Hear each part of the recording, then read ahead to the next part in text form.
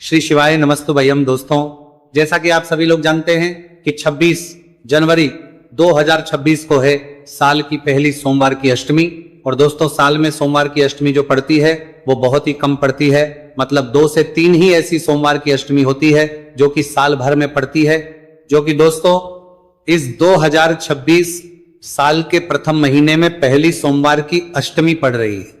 मतलब कि 26 जनवरी को आपके पास एक बहुत बड़ा मौका है भगवान शिवजी और माता पार्वती जी को प्रसन्न करने का और अपनी मनोकामना भगवान शिवजी और माता पार्वती जी से पूरा करवाने का। इसलिए दोस्तों, इस साल का प्रथम मौका आपके पास है सोमवार की अष्टमी का, 26 जनवरी का। इस मौके को आप लोगों को अपने हाथ से नहीं जाने देना है और इस सोमवार की अष्टमी को आपको 31 चावल के दाने वाला उपाय जरूर करना है।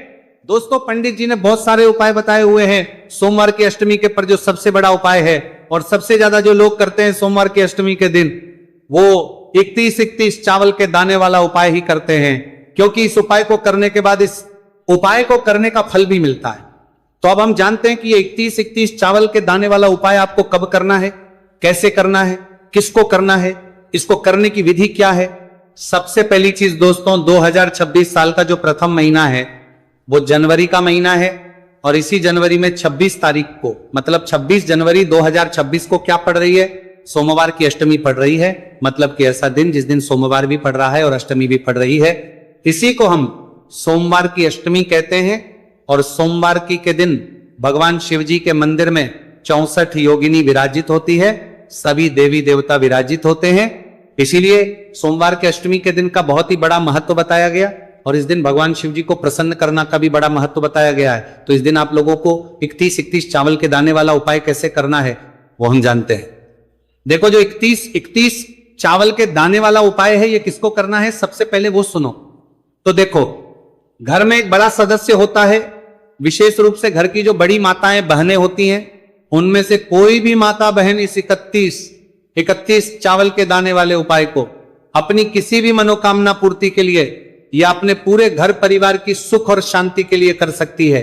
वैसे तो ये वाला उपाय पूरे घर परिवार में से किसी एक ही सदस्य को करना चाहिए, पर अगर कोई ऐसा व्यक्ति है घर परिवार में जिसकी खुद की कोई ऐसी मनोकामना है जो कि लंबे समय से पूरी नहीं हो रही है, ठीक है, लंबे समय से कोई आपके दुख और परेशानी है, कोई मनोकामना है जो कि पूरी नहीं हो रही है, तो वो व्यक्ति खुद के लिए भी अपने लिए ये वाला उपाय कर सकता है। बाकी घर परिवार में अगर कोई एक सदस्य है कि भाई उस एक सदस्य के करने से पूरे घर परिवार को इस उपाय को करने का फल मिल जाए, तो वो घर की बड़ी माताओं बहनों में से कोई भी एक माता बहन कर सकती है। इसके अलावा अगर आपके घर में उस दिन माताएं बहनें उपस्थित ना हो तो घर का कोई बड़ा सदस्य, चाहे फिर वो पुरुष ही क्यों ना हो, वो भी इस वाले उपाय को कर सकता है। तो करना क्या है दोस्तों, अब हम जानते हैं। देखो, इस वाले उपाय को आपको करना कब है, सुबह के समय करना है कि शाम के समय करना है? मुख्य रूप से सोमवार की अष्टमी के दिन, मतलब 26 जनवरी के दिन आप लोगों को ये वाला उपाय सुबह के समय करना है। कब करोगे? सुबह के समय। अगर किसी कारणवश आप सुबह उपाय ना कर पाओ तो फिर आप शाम के समय भी कर सकते हो, प्रदोष काल में भी कर सकते हो। जिनके पास सुबह समय है तो वो सुबह उपाय कर लें, और जिनके पास सुबह समय नहीं है तो शाम के समय प्रदोष काल में ये वाला उपाय कर लें। सुबह जितना जल्दी हो सकता है, बाकी 10-11 बजे से पहले कर लीजिएगा।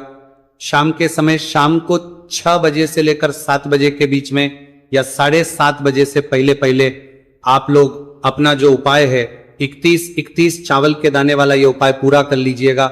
इसके बाद में ये वाला जो उपाय है ये आपको भगवान शिव जी के मंदिर में करना है। और इस उपाय में आपको क्या क्या सामग्री लगेगी अब हम वो जानते हैं। तो देखो, 31 चावल के दाने वाला उपाय है, तो सीधी सी बात है 31 चावल के दाने तो हमें यहां पर लगेंगे ही लगेंगे। अब जो 31 मतलब कि 31 जो चावल के दाने आप लोग लोगे वो कहां से लोगे? क्या खरीद कर लाओगे या अलग से कहीं से लोगे? नहीं, 31 जो चावल के दाने आप लोगे ही, या आप लोग अपने ही घर के रसोई घर से लोगे। मतलब कि रसोई घर में जाओगे, अपनी एक मुट्ठी चावल भरोगे या तो कटोरी में चावल निकालोगे, उसमें से चावल के दाने आप लोग ऐसे छांटोगे जो कि साबुत चावल हो, मतलब ना टूटे हुए हो, ना दाग वाले हो, ना कट्टे पिटे हो, बिल्कुल साबुत चावल के दाने आप लोगों को जो है 31 मतलब 31 छांट कर अलग से रख लेने।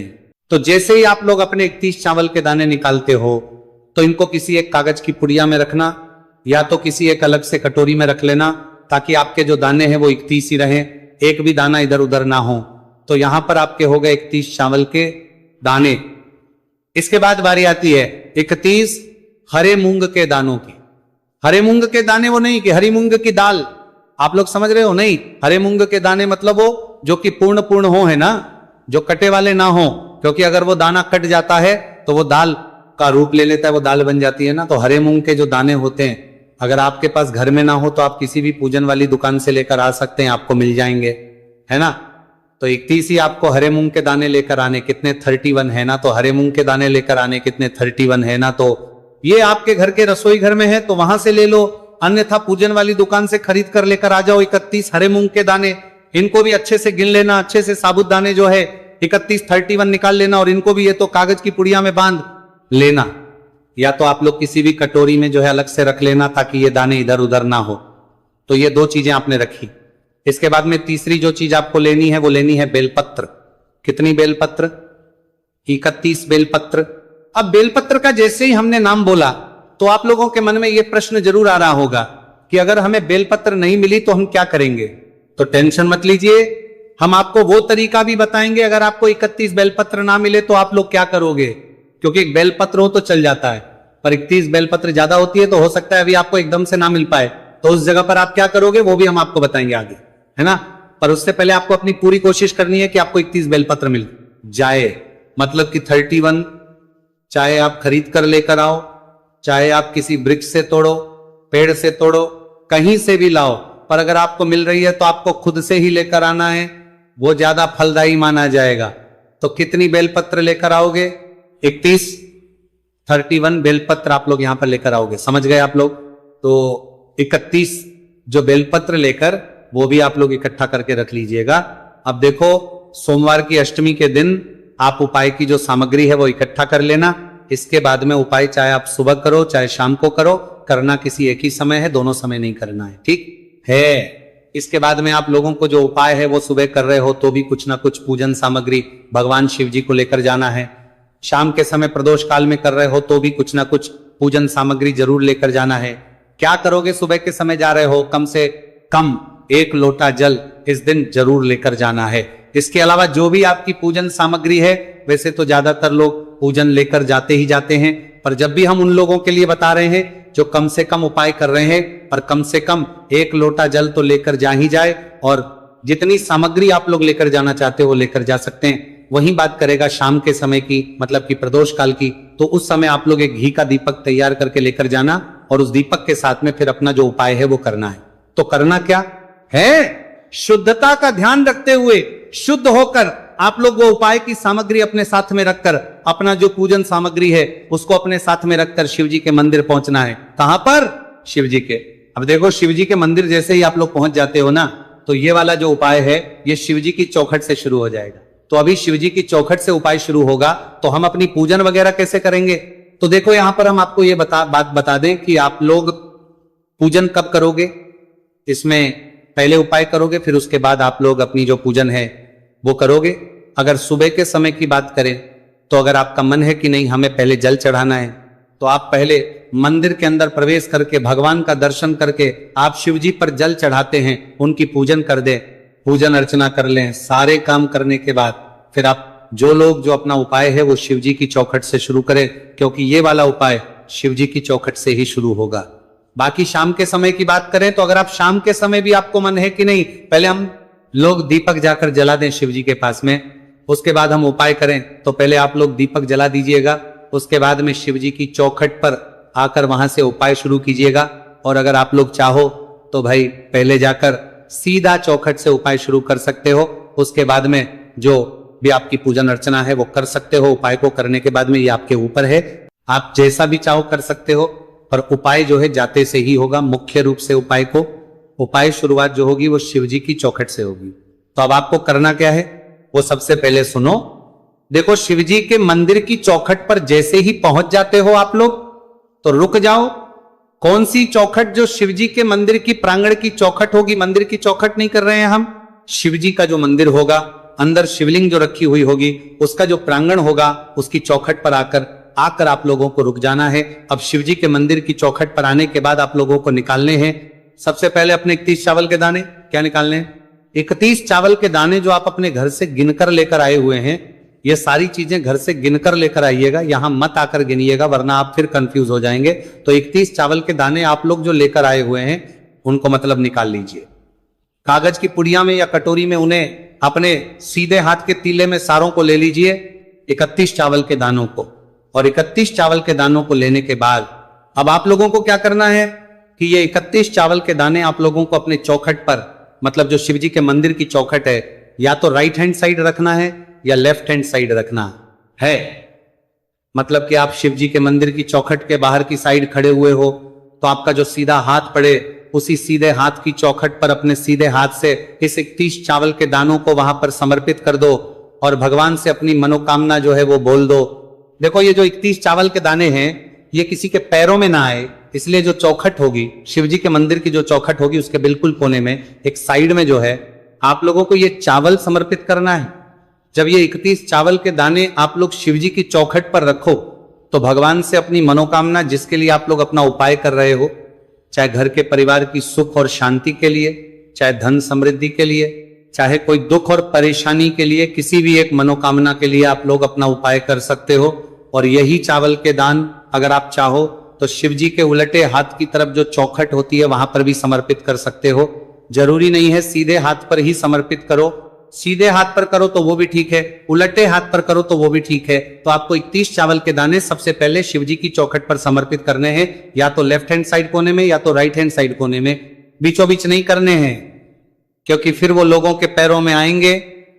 चावल के दाने शिवजी की चौखट पर समर्पित करने के बाद अब आपको शिवजी के मंदिर के अंदर प्रवेश करना है और भगवान नंदी बाबा के पास में आकर रुक जाना है। शिवलिंग के पास में अभी नहीं जाना है, भगवान नंदी बाबा के पास में आकर रुकने के बाद बैठ जाइए।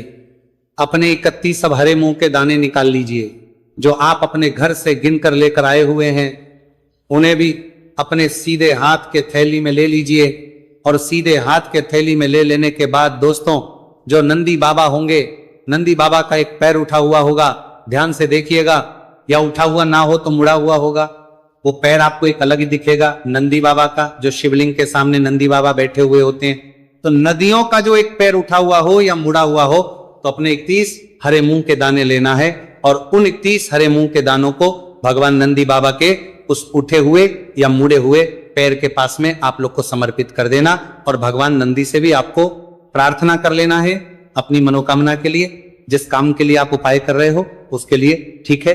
31 हरे मूंग के दाने भगवान नंदी बाबा के पास समर्पित करने के बाद आप लोग अब जाइए सीधा भगवान शिवजी के शिवलिंग के पास में और शिवलिंग के पास में आकर बैठ जाइए। अपने 31 बेलपत्र को निकाल लीजिए। अभी आपको यहां पर अलग से जल नहीं चढ़ाना, जल या तो आप पहले चढ़ा दीजिएगा या तो आप बाद में चढ़ाइएगा, पर उपाय के बीच में जल नहीं चढ़ाना है। शिवलिंग के बीच में, शिवलिंग के पास में जैसे ही आप लोग आ जाते हैं तो आप अपनी 31 बेलपत्र 31 जो बेलपत्र आप लोग लेकर आए हुए हैं वो निकाल लीजिए। अब यहां पर हम आपको वो आदमी बताएंगे कि जिनके पास बेलपत्र ना हो तो वो लोग क्या करेंगे। पहले ये सुन लीजिए। देखिए, जो 31 बेलपत्र लेकर आए हुए हैं, अगर आप चाहे तो इन 31 बेलपत्र के बीच वाली बड़ी पत्ती पर लाल चंदन और पीला चंदन लगा सकते हैं तो वो ठीक है, लगा लीजिए सभी।